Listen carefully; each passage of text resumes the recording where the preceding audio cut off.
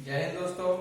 मैंने पिछले क्लास में बताया था आपको कि प्राचीन भारतीय इतिहास को पढ़ने के ख्याल से 4 भागों में बांटा गया है, जिसमें पहला धर्म ग्रंथ आता है, दूसरा ऐतिहासिक ग्रंथ आता है, तीसरा विदेशियों का विवरण आता है और चौथा पुरातात्विक स्रोत से जानकारियां मिलती है। अब इन चारों स्रोतों में मैंने पिछले 2-3 क्लासों में बताया धर्म ग्रंथ के विषय में। धर्म ग्रंथ को 3 भागों में बांट के पढ़ाया गया था। इसके बाद ऐतिहासिक ग्रंथ था और ऐतिहासिक ग्रंथ के विषय में मैं आज बताऊंगा। ऐतिहासिक ग्रंथ में क्या होते हैं कि जितने भी कवियों द्वारा पुस्तक लिखे गए हैं और वो हर एग्जाम में आते हैं, चाहे आपका एसएससी का हो, यूपीएससी का हो, बीपीएससी का हो या अदरवाइज कोई भी स्टेट का एग्जाम हो, जैसे बिहार पुलिस हो, यूपी कांस्टेबल हो, यूपी एसआई हो, यहाँ से हर एग्जाम में क्वेश्चन आते रहते हैं। ऐतिहासिक ग्रंथ में क्या होता है कि जितनी भी पुस्तकें लिखी गई, जैसे राजतरंगिणी, कई बार एग्जाम में आप बहुत सारे एग्जाम में देखे गए हैं कि राजतरंगिणी पुस्तक के लेखक कौन है, तो राजतरंगिणी पुस्तक के लेखक कलहन है। राजतरंगिणी पुस्तक के लेखक कौन है? कलहन है।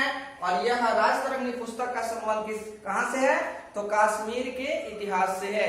राजतरंगिणी पुस्तक का संबंध कहां से है? कश्मीर के इतिहास से है। कश्मीर के इतिहास में 3 वंश थे, कारकोट वंश, उत्पल वंश और लोहार वंश। कश्मीर के इतिहास में कितने वंश थे? 3 वंश थे, कारकोट वंश, उत्पल वंश और लोहार वंश। लोहार वंश कश्मीर का अंतिम वंश था और इसी वंश के समापन के साथ ही राजतरंगिणी पुस्तक का भी विमोचन समाप्त हो गया, यानी यह धीरे धीरे समाप्त हो गया। क्वेश्चन आता है आपके एग्जाम में कि राजतरंगिणी पुस्तक के लेखक कौन है? तो कलहन है, जिसका संबंध कश्मीर के इतिहास से है। यह कब तक रहा था? तो लोहार वंश तक रहा था। लोहार वंश का शासन जैसे ही समाप्त होता है उसके बाद राजतरंगिणी पुस्तक का भी एक समापन हो जाता है। इसके बाद दूसरा पुस्तक आपके एग्जाम में पूछा जाता है, पृथ्वीराज रासो के लेखक कौन है? बहुत इंपॉर्टेंट क्वेश्चन है, ये एग्जाम में आता ही आता है कि पृथ्वीराज रासो के लेखक कौन है?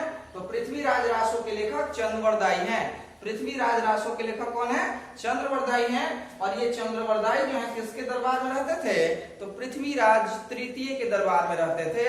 पृथ्वीराज तृतीय को ही पृथ्वीराज चौहान के नाम से जाना जाता है। अगला क्वेश्चन आता है हर्षचरित्र। हर्षचरित्र के लेखक कौन है? ये भी बहुत सारे एग्जाम में आए हुए क्वेश्चन है कि हर्षचरित्र के लेखक कौन है? तो हर्षचरित्र के लेखक बाणभट्ट हैं। और ये भी क्वेश्चन आता है कि बाणभट्ट किसके दरबार में रहते थे? तो बाणभट्ट हर्षवर्धन के दरबार में रहते थे। हर्षवर्धन राजा के साथ साथ स्वयं कवि था। हर्षवर्धन क्या था?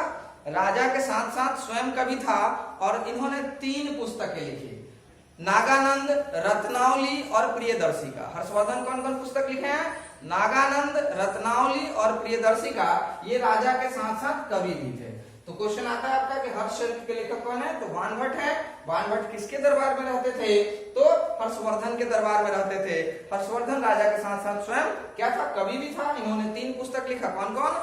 नागानंद, रत्नावली और प्रियदर्शिका, 3 पुस्तक इन्होंने लिखा। इसके आगे क्वेश्चन आता है मुद्रा राक्षस। मुद्रा राक्षस के लेखक कौन है? तो मुद्रा राक्षस के लेखक विशाखदत्त है। मुद्रा राक्षस के लेखक कौन है? विशाखदत्त है। और ये मुद्रा राक्षस के लेखक जो विशाखदत्त हैं, इनकी पुस्तक संबंधित है तो नंद वंश के विनाश से। अब देखिए, नंद वंश के विनाश, नंद वंश के विनाश कहने का अर्थ क्या है? नंद वंश का अंतिम शासक। नंद वंश के विनाश कहने का अर्थ क्या है?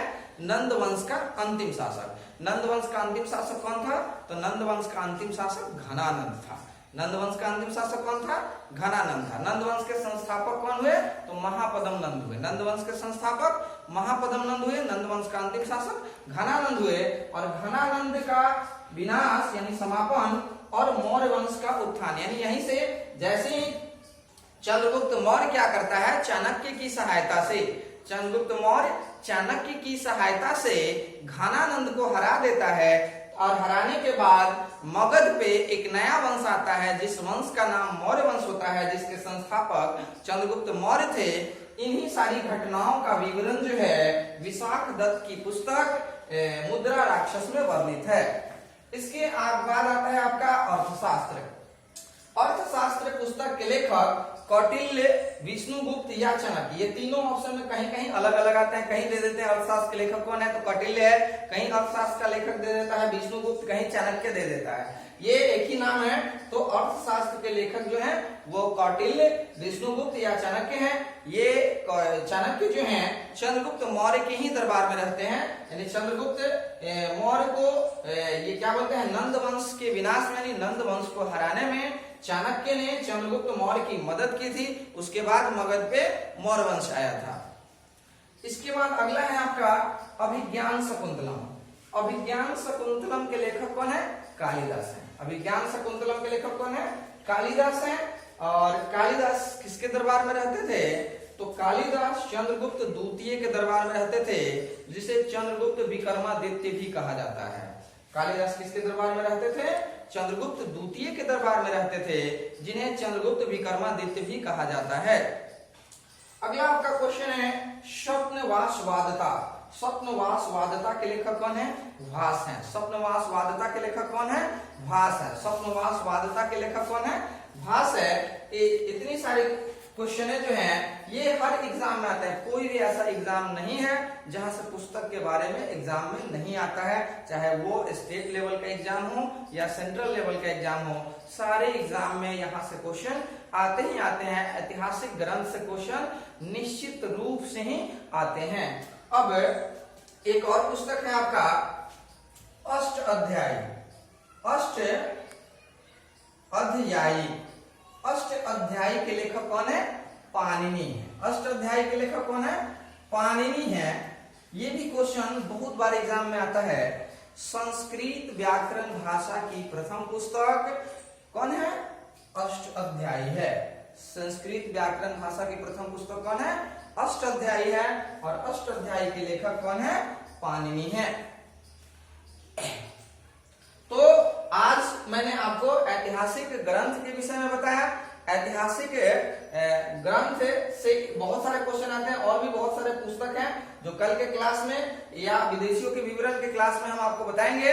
आप लोग ऐसी कंटिन्यू क्लास को देखते रहे, पढ़ते रहे। ये हर एग्जाम में आता है, कोई भी ऐसा एग्जाम नहीं है जहां से पुस्तक के विषय में क्वेश्चन नहीं आते हैं। निश्चित रूप से पुस्तक के विषय में क्वेश्चन आते रहते हैं। ठीक है, धन्यवाद। आज के लिए इतना ही। कल मैं क्लास फिर से लेके आऊंगा। आप लोग बस लाइक, सब्सक्राइब और शेयर करते रहें। धन्यवाद।